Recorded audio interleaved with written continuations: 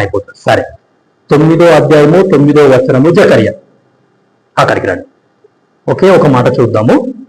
9వ అధ్యాయము 9వ వచనము, సీయోను నివాసులారా బహుగా సంతోషించుడి, యెరూషలేము నివాసులారా ఉల్లాసముగా ఉండుడి, నీ రాజు నీతిపరుడు, రక్షణ గలవాడు, దీనుడునై గాడిదను గాడిద పిల్లలు ఎక్కి నీ యొద్దకు వచ్చుచున్నాడు. సరే, బ్రీఫ్ గా నేను మీకు ఎక్స్ప్లెయిన్ చేస్తాను.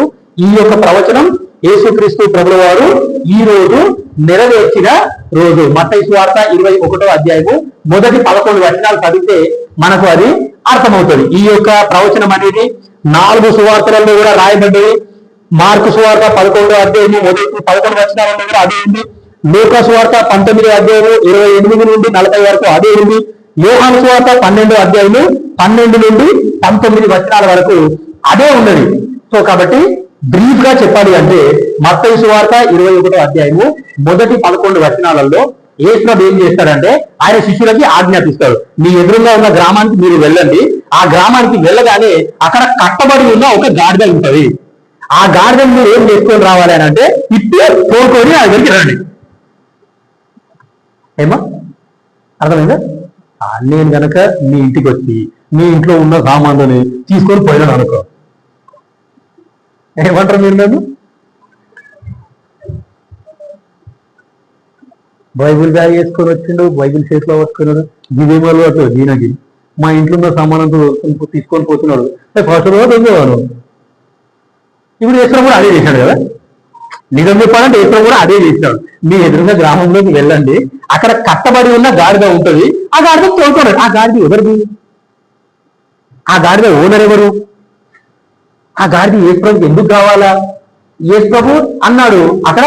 యేసు ప్రభు వాళ్ళకి ముందే చెప్పినాడు, ఎవరైనా సరే నీకు గనక అడిగితే మీరు ఏం చేస్తున్నారు, నా గాడిదని మీరు ఎందుకు ఇస్తున్నారు, అది నా గాడిద, మీకు ఎవరిచ్చిన అధికారం. ఎవరైనా అడిగితే మీరు ఏం చేయాలంటే అది యేసు ప్రభు కావాలా? ఆ గాడిద ఎవరికి కావాలా? యేసు ప్రభుకి కావాలా? ఆ ఒక్క మాట చెప్పేసేయండి చాలు. ఆ ఓనర్ మిమ్మల్ని ఒక్క మాట కూడా మళ్ళీ వెనక ప్రశ్న అడగడు. యేసు ప్రభు సాక్ష్యం ఎంత మంచిగా ఉండదు. నేను అదే పని చేస్తే మీరు ఎట్లుంటారు? మీ ఇంటికి వచ్చి మీ ఇంట్లో ఉన్న వస్తువులన్నీ ముట్టుకొని ఇట్లా తీసి ఇట్లా చూసి అట్లా పెట్టేస్తే అన్ని రోజులు తిరిగేసి అన్ని రోజులు చూస్తే మీరు ఏమంటారు? వెంటనే హెబ్రోన్కు ఫోన్ చేసి, అన్న ఎవరో పాస్టర్ను పంపించినవును, వాడు మా ఇల్లంతా తిరిగిండు, ఇంట్లో ఎవరో అన్ని చూసిండు, ఈ పాస్టర్ది సాక్ష్యం మంచిగా లేదు, ఈ పాస్టర్ ఈ బోధతుంది, రీతులు మంచిగా లేవు, బుద్ధులు మంచిగా లేవు, మళ్ళా నెక్స్ట్ టైం మా దగ్గరికి వెళ్ళి అమ్మో అసలు బుద్ధులే మంచిగా లేవు. కానీ యేసు ప్రభు సాక్ష్యం ఎంత మంచిగా ఉందంటే ఆయన ఎవరిని బలాత్కారం చేయలేదు. మీరు నా పేరు చెప్పేసేయండి, ఆ గాడిద పిల్ల నాకు యేసుకు కావాలి అని ఆ ఒక్క మాట చెప్పేసేయండి, వాడు వదిలేస్తాడు. ఓ యేసు ప్రభుకి ఇవ్వాలన్నా తీసుకుపో, యేసు ప్రభు వాడుకుంటారా నా గాడిదని తీసుకుని వెళ్ళిపో. కాబట్టి ప్రియమైన దేవుని బిడ్డలారా, ఎంత అద్భుతమైన సాక్ష్యం ఇది. సో యేసు క్రీస్తు ప్రభుల వారి దగ్గరికి ఆ గాడిదని తీసుకొని వచ్చినారు. తీసుకొని వచ్చేసరికి బహుశా ప్రజలందరికీ కూడా ఆ యొక్క ప్రవచనం గుర్తొచ్చిందేమో. యేసు ప్రభు ఈ గాడిద మీద కూర్చోబోతున్నాడు, ఈ గాడిద మీద యేసు ప్రభు సవారీ చేయబోతున్నాడు అని చెప్పేసి బహుశా ఈ యొక్క జకర్యా 9:9 వాళ్ళకు గుర్తొచ్చిందేమో. అక్కడున్న ప్రజలందరూ కూడా ఏం చేసినారంటే బట్టలు తీసుకొని వచ్చినారంట. బట్టలు తీసుకొని వచ్చినారు. ఆ యొక్క బట్టలతోని ఆ యొక్క గాడిదని పుట్టినారు. గాడిద మీద బట్టలు వేసేసినారు. ఆ బట్టల మీద కూర్చున్నాడు. ఆ గాడిద సవారీ చేసుకుంటా వెళ్తా ఉంటే, అట్లా నడుచుకుంటా పోతా ఉంటే, నువ్వు ఈ నేల మీద నడవడానికి వీలు లేదు అని చెప్పేసి దుప్పట్లు కానీ లేకపోతే కార్పెట్స్ కానీ బెడ్షీట్స్ కానీ అవన్నీ తీసుకొని వచ్చి దారి పొడుగున పరుస్తూనే ఉన్నారు. ఏమో ఆ గాడిదకి ఎంత మహిమ వచ్చిందో కదా, ఆ గాడిదకి ఎంత గొప్ప ధన్యత ఆ యొక్క గాడిదకి దక్కింది.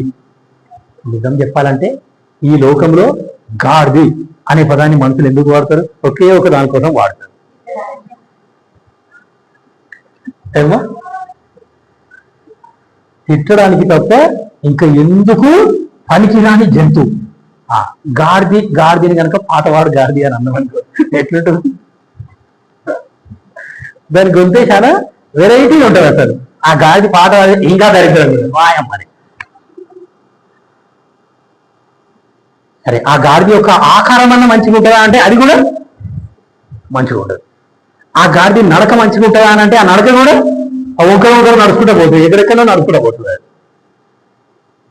కాబట్టి ప్రియమైన దేవుని బిడ్డలారా, ఆ గాడిదకి మనకు పెద్ద తేడా ఏం లేదు.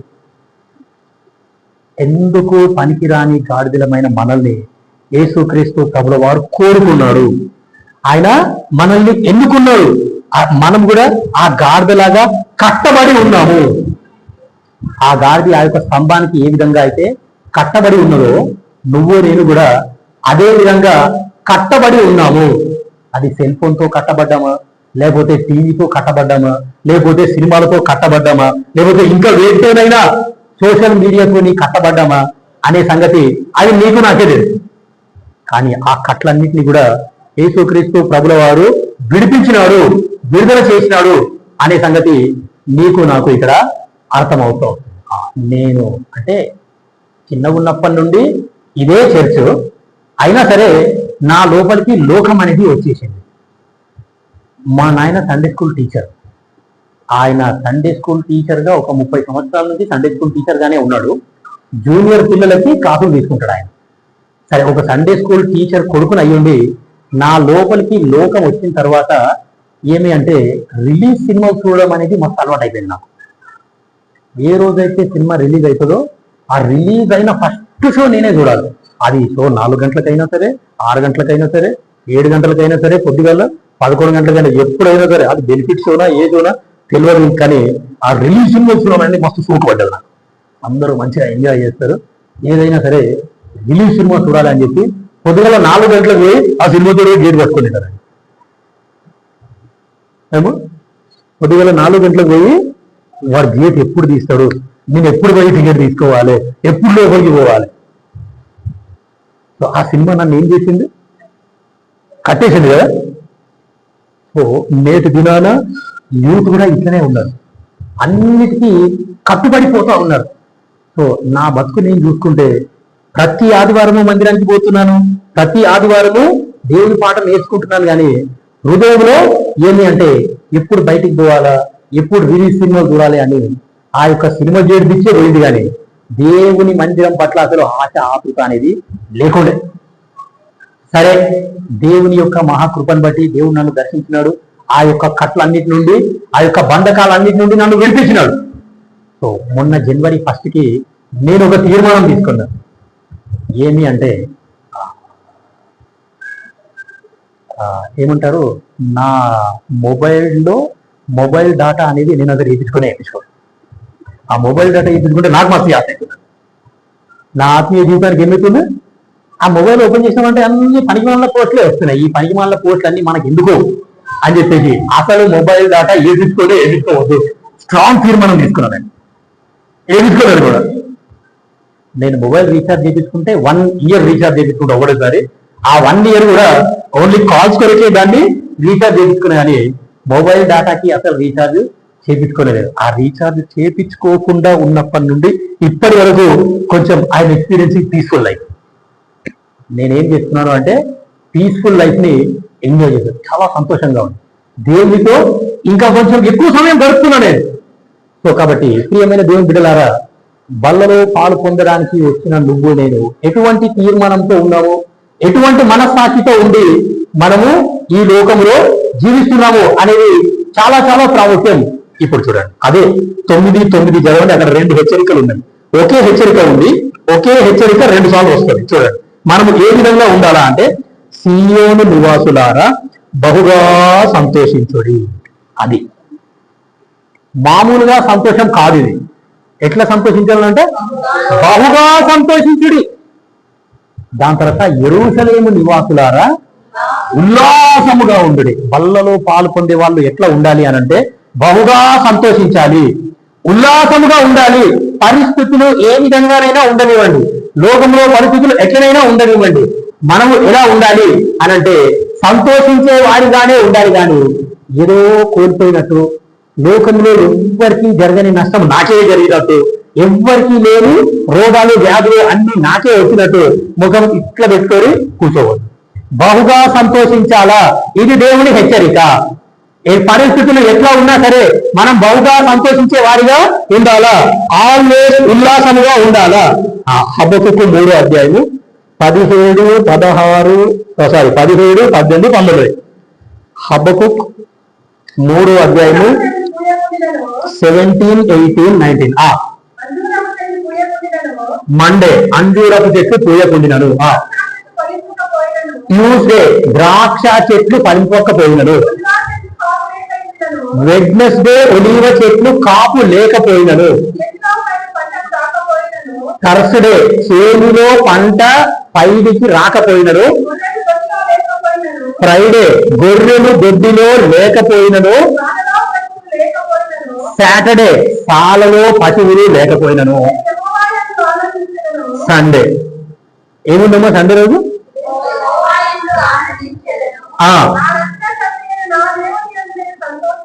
అది వారమంతా నేను ఎట్లయినా ఉండని. ఆదివారం రోజు దేవుడు ఏమి ఇస్తాడంట నాకు? ఆనందము, సంతోషము. వారమంతా నాకు ఎన్ని కష్టాలన్నా రాని, వారమంతా నాకు ఎంత నష్టమైనా జరగని, నా దగ్గర తిననికే ఉన్నా లేకపోయినా, నేను ఉండనికే ఉన్నా లేకపోయినా, ఏమున్నా సరే ఆదివారం రోజు మాత్రం దేవుడు నాకు సంతోషాన్ని, ఆనందాన్ని ఖచ్చితంగా ఇస్తాడు. ఈ బాధలు, ఈ దుఃఖాలు, ఈ వేదనలు అన్ని కూడా పోతాయి. ఇవి శాశ్వతంగా అసలు ఉండనే ఉండవు. హబక్కుకు ప్రవక్త చెప్తున్నమాట. కరెక్ట్ 6 ఉన్నాయి కదా.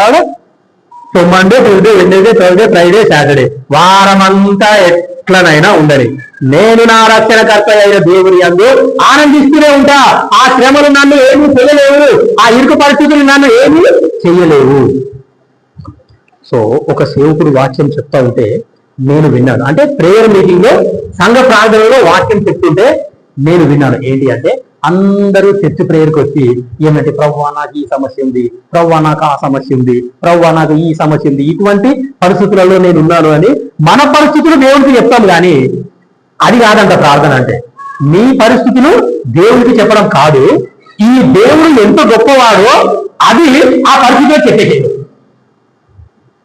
ఏమో నీ దేవుడు ఎంత గొప్పవాడో ఆ సంగతి ఆ పరిస్థితులకు కనుక నువ్వు చెప్పేసినావు అనుకో, you will experience a peaceful life in your life.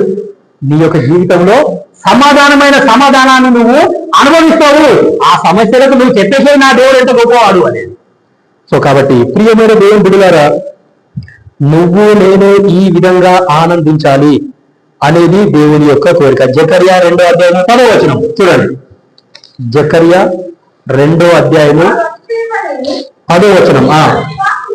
సీయోను నివాసులారా, ఎంత మంచి మాట అండి. నేను వచ్చి మీ మధ్య నివాసం చేతును, సంతోషంగా ఉండి పాటలు పాడుడి. ఇదే యెహోవా వాక్కు. సంతోషంగా ఉండండి, పాటలు పాడండి.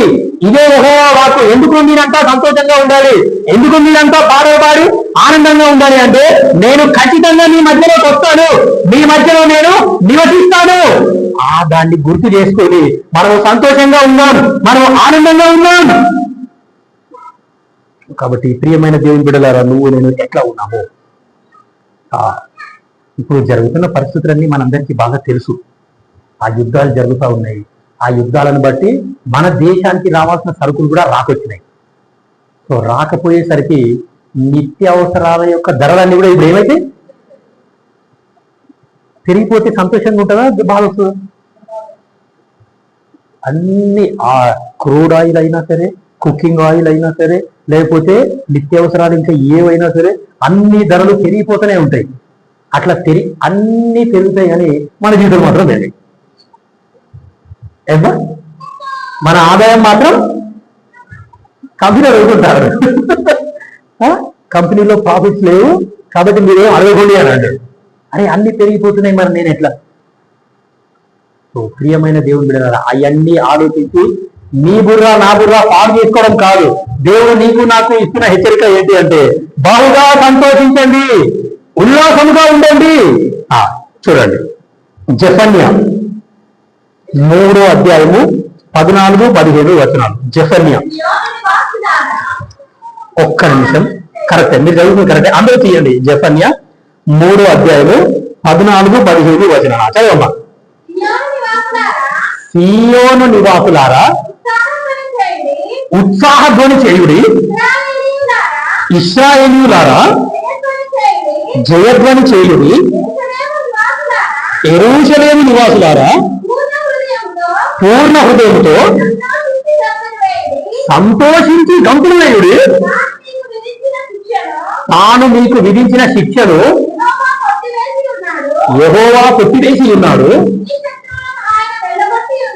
మీ శత్రువులను ఆయన వెళ్ళగొట్టి ఉన్నాడు.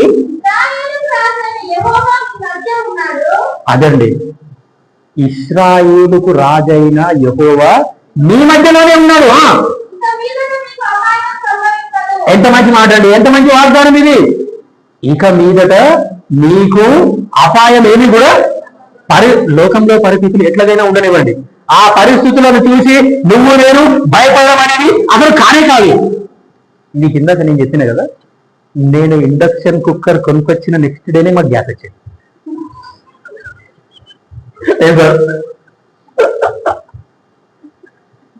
నిజం చెప్పిన మా మమ్మీ నన్ను ఇచ్చింది వస్తుంది. కొంచెం విశ్వాసం ఉంచేది కదా, అది వాక్యం బోధించడానికి కూతురు సండే స్కూల్ టీచర్ కొడుకుని చెప్తే కొంచెం విశ్వాసం అయిపోతుండే కదా. నేను ఇండక్షన్ కుక్కర్ కొనుక్కొచ్చిన నెక్స్ట్ డేనే మాకు గ్యాస్ వచ్చేది. సరే, ఏది ఏమైనా మన దుఃఖ దినములన్నీ కూడా ఈ యొక్క దేవుడు ఏం చేస్తాడు అంటే వాటిని సమాప్తి అనేది, ఈ దుఃఖాలు ఎల్లప్పుడూ ఉండేది కాదు. ఇవి మన దేవుడు మన మధ్యలోనే నివాసం చేయడానికి ఆయన వస్తున్నాడు అనే సంగతి మనకు ఇక్కడ అర్థమవుతున్నాడు. సో కాబట్టి ప్రియమైన దేవుని బిడ్డలారా, ఎటువంటి వైఖరితోని నువ్వు నేను ఉన్నాం. సరే, మత్తయి సువార్త 21వ అధ్యాయం మనం చూసినాం. 1 నుండి 11 వచనాలు అక్కడ ఆ ప్రవచనాన్ని యేసు నెరవేర్చినాడు. అంటే ఈ పొద్దు దినం ప్రజలందరూ కూడా హోసన్నా హోసన్నా జయహో, ప్రభు పేరట వచ్చేవాడు స్తుతింపబడును గాక, జయహో జయహో జయహో అని యేసుక్రీస్తు ప్రభువు వారు జయం కొట్టించుకున్నాడు. నేను గెలవబోతున్నాను, శుక్రవారం రోజు నేను చనిపోబోతున్నాను, ఆదివారం రోజు నేను మళ్ళీ లేస్తా, నేను గెలవబోతున్నా, లోకాన్ని జయిస్తున్నా, ఈ యొక్క లోకంలోకి దేవుడు నన్ను పంపించిన ఉద్దేశాన్ని నెరవేర్చబోతున్నా, నేను ఖచ్చితంగా గెలుస్తా అని యేసు ముందే చెప్పి ఆయన ముందే జయ కొట్టించుకున్నాడు. ఆయన చెప్పింది చెప్పినట్టు యేసుక్రీస్తు ప్రభువు వారు గెలిచినాడు. ఆయన శిలువలో చనిపోయినాడు, రక్తం కార్చినాడు, ఆయన సమాధి చేయబడ్డాడు. ఆయన ఏమి అంటే సమాధిలో ఉన్నాడు, 3వ దినంగా తిరిగి జయశాలిగా లేపబడ్డాడు. యేసుక్రీస్తు ప్రభువు వారు ఈ లోకాన్ని జయించినాడు. యేసుక్రీస్తు ప్రభువు వారు పాపాన్ని జయించినాడు. యేసుక్రీస్తు ప్రభువు వారు శరీరాన్ని జయించినాడు. ఈ మూడింటిని కూడా యేసుక్రీస్తు ప్రభువు వారు జయించినాడు. ఆయన విజయశాలి. అందరూ చెప్తారు మేము గెలుస్తాము అని బెట్టింగ్ కూడా కడతారు. కానీ అది జరుగుతుందో జరగదో వానికే గ్యారంటీగా ఉండదు. కానీ యేసుక్రీస్తు ప్రభువు వారు ముందే చెప్పినాడు, నేను ఖచ్చితంగా గెలవబోతున్నా. సో ప్రజలందరూ కూడా అసలు నిజంగా బాధాకరమైన సంగతి ఏంటంటే, ఏ ప్రజలైతే యేసుక్రీస్తు ప్రభువు వారికి జయము జయము జయము అని అన్నారో, జస్ట్ 5 days, ఈ రోజు నుండి 5 days, ఆ ఫ్రైడే రోజు ఆ పిలాతు ఎంత ఈయనను సిలువకు వేయండి, ఈయన మా కొట్టు, ఈయన భయం పట్టినవాడు, ఈయన సిలువకు వేయండి అని పోయినాడు. అది ఇదేంటి, ఆదివారం రోజేమో జై కొట్టి మళ్ళా శుక్రవారం వచ్చేసరికి ఈయన సిలువకు వేయండి అంటున్నారు. ఏంటిది? కాబట్టి ప్రియమైన దేవుని బిడ్డలారా, నువ్వు నేను ఎలాంటి వైఖరితో ఉన్నాము? ఇక్కడైతే ప్రజలు ఏ ప్రజలైతే జైగొట్టినారో అదే ప్రజలు యేసు ప్రభుని ధృవీకరించేసి ఆయన సిలువకు వేయండి, ఆయన వద్దు మాకు అని యేసుక్రీస్తు ప్రభువు వారిని ధృవీకరించిన వారిగా ఉన్నారు. సో మరి యేసు ప్రభు యొక్క హృదయం ఎంత నొచ్చుకున్నదో అది ఆయనకే తెలుసు. మనం కూడా కొంత మటుకు అనుభవించగలం. కానీ నువ్వు నేను మాత్రం అటువంటి వైఖరితో ఉండకూడదని దేవుని యొక్క హెచ్చరిక ఇక్కడ మనకు ఉన్నది. సో కాబట్టి పరిస్థితులు ఎలా ఉన్నా సరే, హబక్కుకు ప్రవక్త చెప్పిన విధానంగా వారమంతా నేను ఎట్లున్నా సరే నేను నా యెహోవా యందు సంతోషిస్తా. నా ఇంట్లో ఏమి ఉన్నా ఏమి లేకపోయినా నేను యెహోవా యందు సంతోషిస్తా. సో ఇంకా చెప్పాలంటే చాలా విషయాలు ఉన్నాయి. నాకు first time corona wave first wave అప్పుడే నా జాబ్ పోయి ఉండే. 10 నెలలు నేను ఇంట్లో ఉట్టిగానే ఉన్నాను. 10 నెలలు ఉద్యోగం లేక ఇంట్లో ఉట్టిగానే ఉన్నాను. సో అయినా సరే ఈ యొక్క దేవుడు మమ్మల్ని పోషించినాడు, ఈ యొక్క దేవుడు మమ్మల్ని కాపాడినాడు. ఆ దేవుడు ఏ విధంగా ఆయన సహాయం చేసినాడో, ఎవరి ద్వారా ఆయన సహాయం చేసినాడో ఆయా దేవుడికే తెలుసు. సో చాలా మంది నీకు అసలు ఉద్యోగం కూడా రాదురా, ఈ తెగులు ఇప్పట్లో పోయేటట్టు లేదు, నీకు ఉద్యోగం కూడా రాదు, నీ బతికింటే నువ్వు ఆగమైపోతావు, నీ భార్య నీతో ఉండదు, వెళ్ళిపోతాడు, నీ పిల్లలు కూడా ఆగమైపోతారు. అయినా సరే నేను మాత్రం ధైర్యాన్ని వదిలిపెట్టలేదు. నో, నా దేవుడు ఉన్నాడు. 41 యెషయా 41, 15, 16 చూడండి. ఈ సంవత్సరం నా వాగ్దానం. యెషయా 41వ అధ్యాయం 1వ వచనం చూసుకొని మనం ముగిస్తాం. 41వ అధ్యాయము 15, 16 వచనాలు.